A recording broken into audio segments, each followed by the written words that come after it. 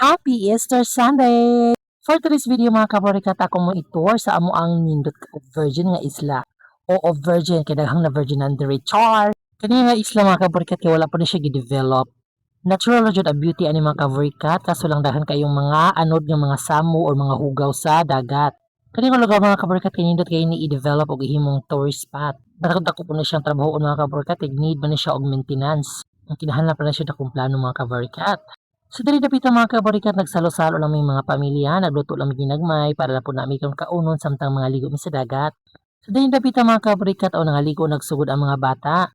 Kunya ang mga dagko mga kaborikat kay diri pa atiman pa sa mga pagkaon kay kami gipanggutom naman pod. O diri rami dapit sa may punuan mga kaborikat dapit sa balay kay haron landong ug dili kay mi ma-expose sa kainit. Kay gikapuyan man magtaod og mga trapal so ari na lang mi diri magpasilong sa ilawom sa tambis. Aw man talisay ay mga kaborikat. So dili dapit ang mga kaborikat wala pa ko'y pamahaw so naguna-una na kong kaon diha. Kuha na ta dihag plato og nagsuka na tag mga sudan nga atong pagkaunon. Atay mga sinugba na atay kinilaw na apod tay mga meat nga nakamarinate kay amon siyang isang gyop.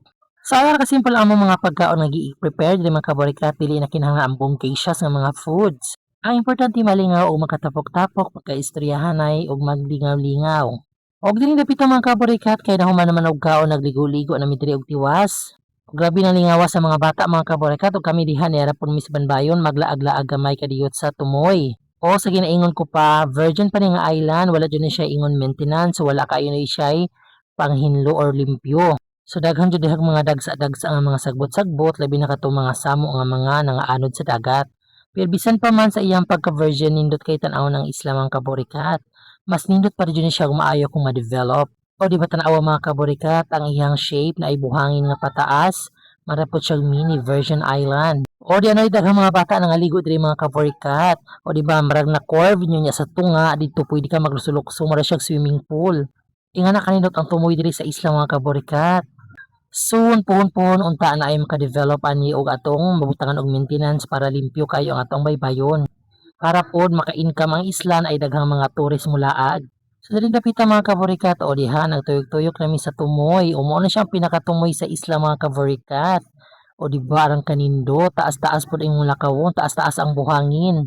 Limpyo pa kayo atong dagat diri mga kaborikat. Ang ato aradjong need na ni i-develop ang kanang maintenance nga magpabilin nga limpyo ang atong baybayon kay daghan mo mga samo ang mga dagsa. O sa tiring dapit mga kaborikat nagsugod na ni sila suba-suba. Kay nahurto man ang atong mga sudan nga gipang prepare una so karon na ang mga gipang marinate nato ato na siyang isugba para na naputay makaon after nato sa pagligo-ligo. Kay pag makahumol na ka og dagat mga kaborikat, labi nakakapoy og lami na pud kay ikaon makagutom ang dagat mga kaborikat.